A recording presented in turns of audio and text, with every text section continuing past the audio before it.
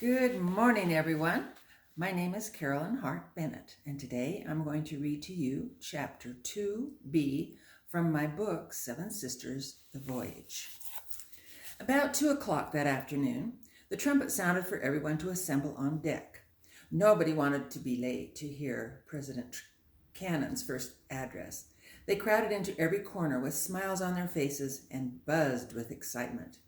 Knowing that problems might arise on the voyage, President Cannon wanted to make some things very plain to the saints. Brothers and sisters, welcome to your new home for the next 6 weeks. A sailing city, if you will. We want to encourage charity towards one another and discourage indulging in any spirit of nationality. Please do not promote your country as better than someone else's. We are all God's children, and we want you to care for each other as you would your own family. Yesterday, I sent out the cynosure from Liverpool, and there were 13 different nationalities on board. Everyone oohed and awed at this information. But to President Cannon, it was a commonplace occurrence. When you get to the valley, you will see saints from every European country. They are becoming Americanized by learning English, the language of the translated Book of Mormon, and the language of these latter days. I need all of your help teaching our Welsh brothers and sisters to speak English. Accepting the challenge, everyone looked over at the Welsh saints and nodded their commitment. Happy with the saints' response, Cannon continued. President Brigham Young sends his love and greetings. He's looking forward to receiving you in the valley. The group responded warmly.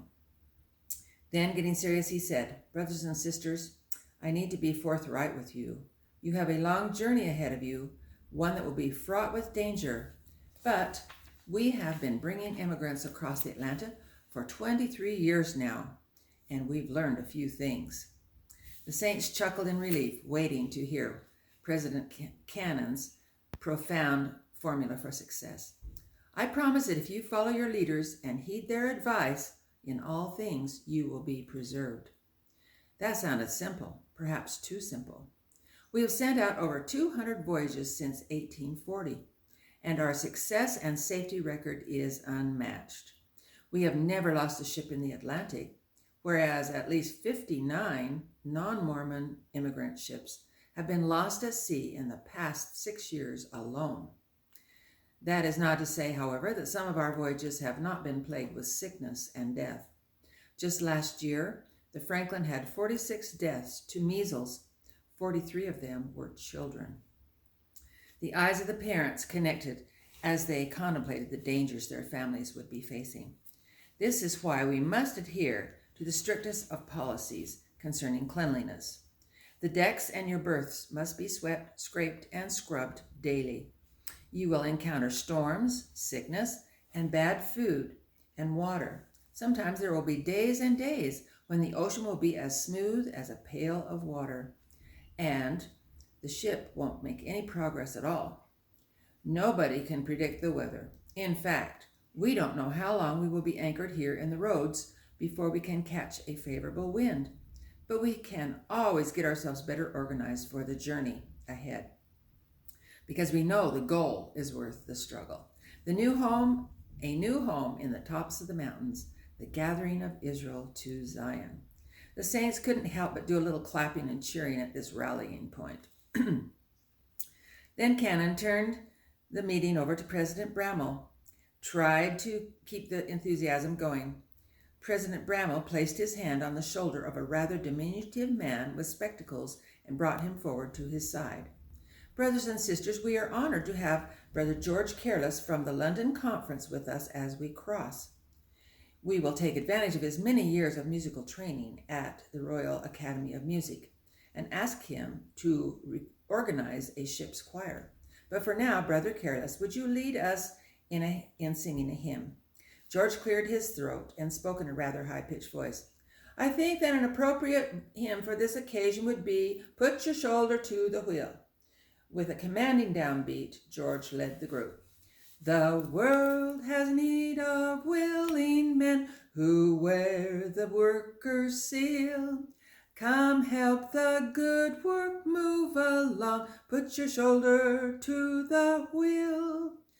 Throughout the song, the saints vowed to do their part on the voyage. The seven sisters all sang with enthusiasm, except for Lavinia. She started to sing, but she couldn't build up any volume before her voice cracked and tears came to her eyes. She turned away, feigning a coughing spell, and tried to regain her composure. She was mad at herself. This wasn't a sad song, far from it, but she couldn't seem to control her emotions.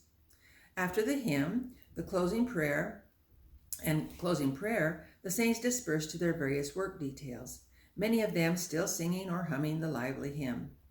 The assigned men scraped and scrubbed the 'tween decks and sprinkled lime powder around to help ward off disease and odor.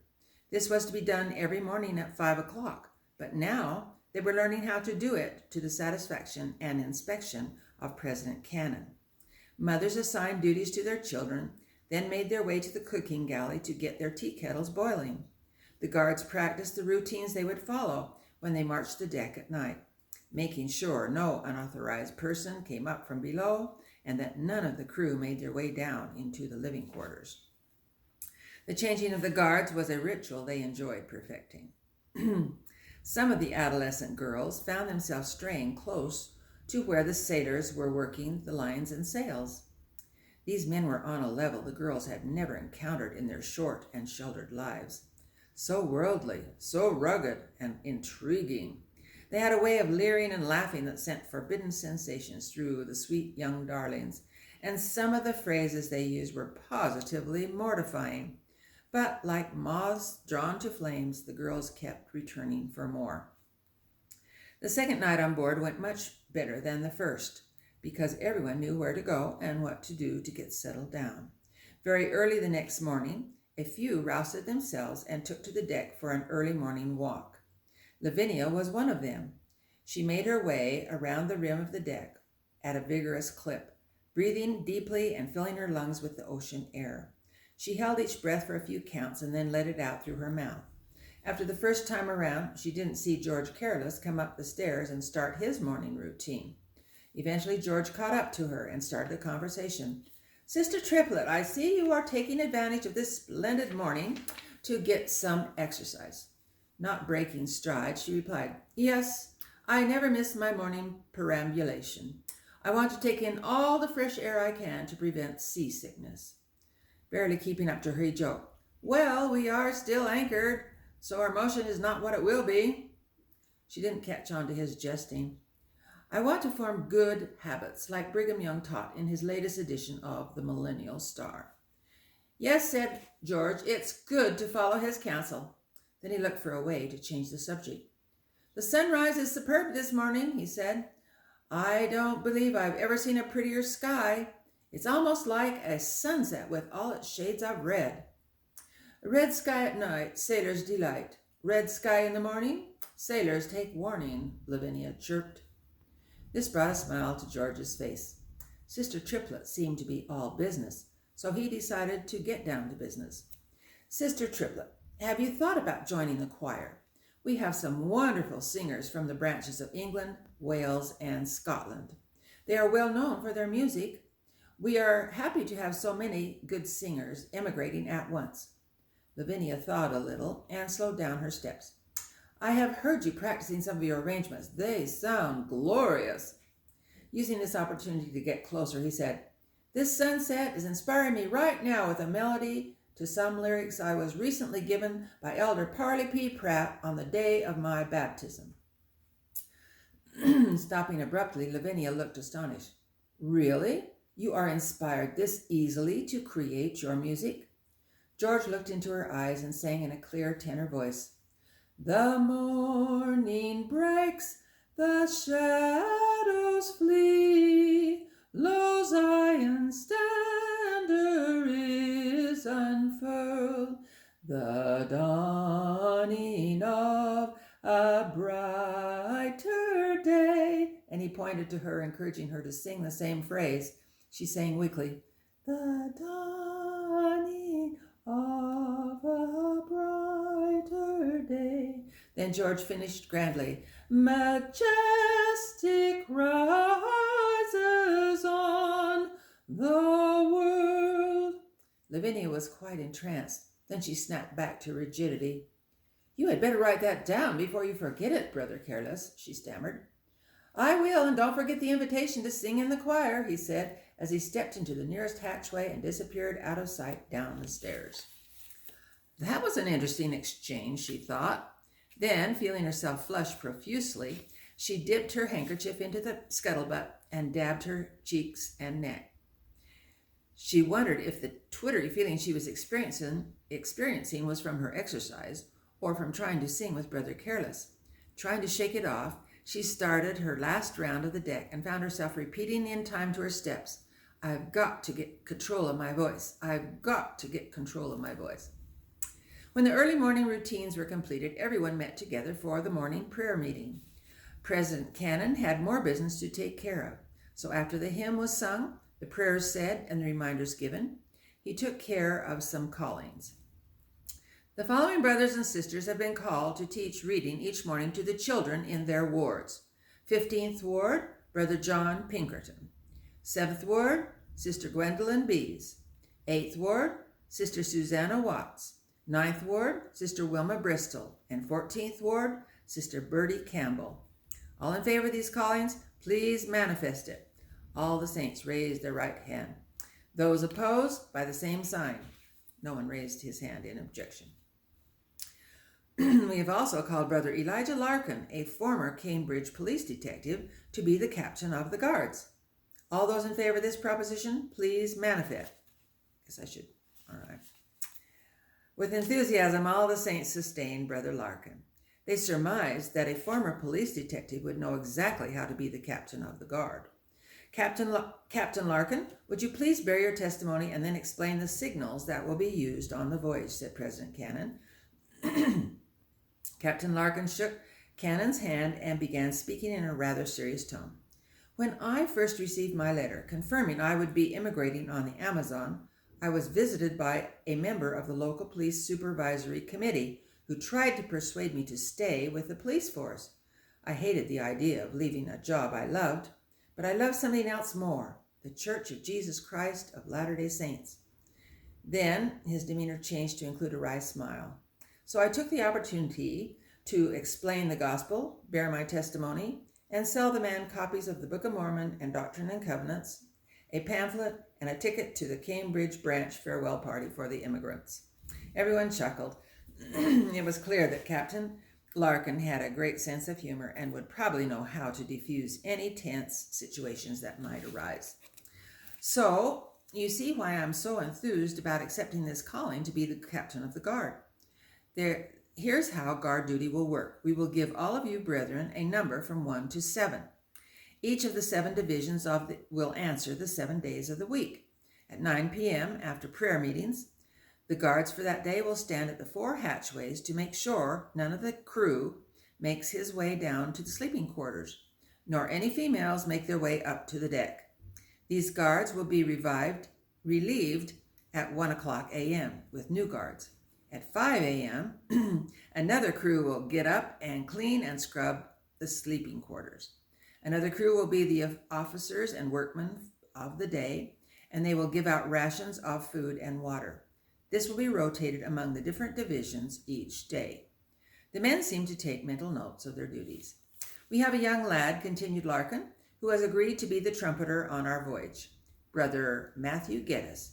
He will play different tunes to signal times for the following actions. Then he pointed to Matthew, who played 3 long, sustained notes.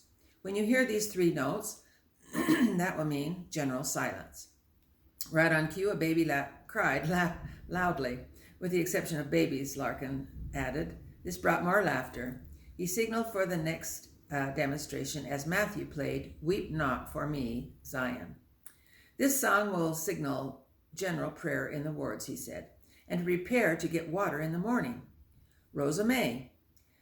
Matthew played an almost perfect Rosa May until he squawked on the last couple of notes, causing him to turn red with embarrassment. Larkin patted Matthew on the shoulder to encourage him. God Save the Queen will be played for lights out at night. Matthew played it without a mistake, much to his relief. The saints applauded warmly, and soldiers cheer for the guards to take their posts at night and for all passengers to get to bed. It was a wonderful demonstration. The saints were pleased with the organization and protection it offered. However, later that evening, as the 7 sisters were getting ready for bed, a negative note crept in from Lizzie. I don't see any point in having guards posted at the hatchways. I've never had any trouble looking out for myself against unscrupulous men. Lavinia was shocked at this statement. I like being protected, she said. There are several frightening soldiers on this crew. I've had more than one revolting comment from leering soldiers, said Susanna. Phoebe grabbed Fanny's arm. That black-eyed sailor threatened to throw us overboard if we ever got underfoot. Fanny shuddered just thinking about it. With the reputation sailors have for indulging in every transgression, I don't want to take chances in encountering one late at night, said Caroline. Lizzie sensed that she had no one on her side, but she hoped to gain support with her logic. I'm still perturbed that they feel we need to be prevented from going topside to sin. I think we all have better sense than that. Lavinia decided to put a stop to this grumbling as she cast an authoritative look and a strong voice in Lizzie's direction. Love the Lord, obey his voice. The next afternoon, President Cannon told the company what they had been waiting to hear.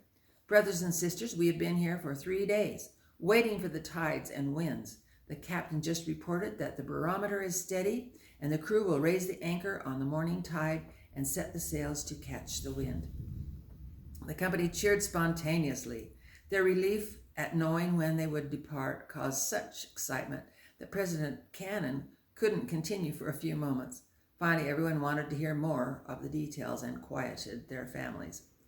While we've been here, he continued, we've called many to leadership positions and set apart your priesthood leaders. You have learned the routines for prayer, meetings, cleaning the ship, cooking in the galley, and guard duty. But when you get out on the ocean, it is quite certain that you will all get seasick. And when that happens, you will not be able to eat, clean, or attend your meetings. Titus couldn't resist a gouge. Yeah, because you'll have your head in a slop bucket. The crew roared with laughter. They knew it was true. The saints had no idea what was ahead of them. Unruffled, Cannon ignored Titus and the crew and continued calmly. Your seasickness will vary in length. Some of you will get over it quickly, while others will have it longer. Remember what the Lord said to the prophet Joseph Smith when he was in Liberty Jail. Thine adversity and afflictions shall be but a small moment, my son, and these things shall give thee experience and shall be for thy good. Lavinia leaned over to Eleanor. Jesus endured the cross. Captain Hudson, who was looking through his telescope from the quarterdeck, suddenly interrupted Cannon. The harbor patrol is coming alongside, President Cannon. They'll be coming on board to look for stowaways. President Bramall was near the bulwark and could see the approaching lighter. It had several men on it. Then his eyes fell upon a woman. Moving quickly to President Cannon, he took him aside and whispered, They have Eleanor Wise's mother with them. Even though Bramall whispered this to Cannon, all 7 sisters standing nearby heard what he said. Eleanor turned to her new sisters. Oh, it's my mother. Please help me hide. Sensing the urgency for action, Lizzie stepped forward. President Cannon, I know a place. Cannon made a split-second decision. Take her quickly. Lizzie turned to her sisters and ordered, Come and help.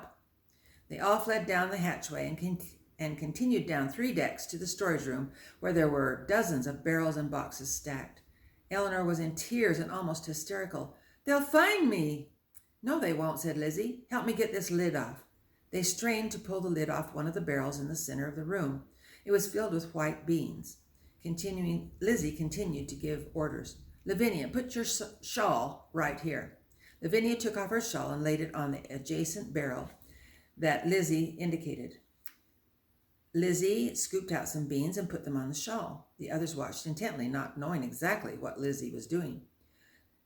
When the shawl had between 10 and 12 pounds of beans on it, Lizzie pulled the bottom of the triangle up and wrapped each side securely around the beans, making a perfect baby bundle. She handed it to Lavinia. The rest figured out what she was doing and had already taken off their shawls and spread them out on nearby barrels. They each took turns scooping out beans to build their own babies. Lizzie turned to the twins and told them to hold out their skirts. She scooped beans into each one. The barrel was finally empty enough for Eleanor to fit down inside, with 5 or 6 inches to spare. Lizzie took Eleanor's shawl and placed it over her head. "Make an air bubble with your hands," she directed. The shawl obediently puffed up.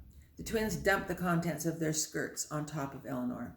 There were enough beans to completely conceal the shawl. With the lid back in place, the sisters rushed up 3 flights of stairs with their bean babies pressed to their bosoms. They cautiously peeked out of the hatchway to make sure they could return to the company without being noticed. One by one, they moved onto the deck. Their venture seemed as if it took an hour, but they arrived back just as the dock authorities were starting to come on board. The rest of the company didn't know exactly what was going on, but had an idea that the sisters had hidden Eleanor and they somehow needed to play along with the deception. The twins had no babies and innocently stood next to Susanna. "Phoebe, Fanny, go stand by Lavinia," Susanna directed. "Pretend she's your mother." "Why?" they automatically questioned at the same time. Flustered because they couldn't figure it out, she blurted out, Because I'm not old enough to be your mother, and she is." Lavinia looked insulted. She was insulted. Then, recovering from this awkward moment, she ordered, "Come, daughters," and the twins followed her to another part of the deck. As the last of the men came on board, they assisted Eleanor's mother over the threshold. Her face was consumed with anger, and there was no trace of femininity in her features. The constable stepped to Captain Hudson and spoke. "We're here looking for stowaways. This woman says you've kidnapped her daughter, Eleanor Wise." "Careful not to lie," Cannon replied. "Good sir, there is no immigrant on this ship being held against his will." The mother snarled, "That's a lie." Bramwell held the registration book open towards her. "You can check our records. We have no Eleanor Wise registered." She shoved his book aside. The constable turned to the captain. "We'll take a look for ourselves, Captain." The constable and 2 soldiers followed Mr. Huntley below. One soldier stayed with Eleanor's mother, who began moving around the deck in search of hiding places. The saints were quiet but concerned. Then a fussy baby broke the silence. Eleanor's mother flashed daggers in the direction to make sure she wasn't missing a clue. The soldier looked in the longboat. Nothing. "Let's look in the water closet," said the mother. Striding over to the closet, the soldier quickly pulled the door open, only to find a vacant wooden throne, a square hole 2 feet by 2 feet with a 5-inch wide board across the front portion to support a seated occupant. They could see the water undulating below. "None of you had better be harboring my daughter," the mother said, as she turned menacingly and shook her finger at the company. "It's not right to steal a child from her mother." The company shrank under her gaze. The sisters bounced their babies and tried not to be conspicuous. Phoebe, however, wasn't old enough to be intimidated by the ill-tempered mother's tactics. She was enjoying the deception and decided to do some play acting of her own as she looked up innocently at Lavinia and questioned, "Mummy, may I hold the baby?" Lavinia was caught off guard. The mother was now looking in their direction. Lavinia panicked for a moment, and then, giving Phoebe a truly exasperated look, said calmly, "No, dear, I just got him to sleep." The mother resumed looking through the crowd as she walked toward Lizzie, whose back was to her. Grabbing Lizzie's shoulder, she turned her around forcefully. "What do you think you're doing, madam?" Lizzie demanded, holding her beans close to her bosom. "You'll wake my baby." The mother didn't apologize when she realized it wasn't Eleanor. She just kept moving through the saints, coming closer and closer to where Susanna and Caroline stood bouncing and patting their babies. They were trying to look natural, but with all the movement, Caroline's shawl began to shift. With each bounce, the corner of the bottom of the shawl was developing a tiny opening. Just as the mother got a few steps beyond where Caroline stood, a single bean dropped to the deck. The mother stopped, wondering what the sound was. Then 2 more beans dropped.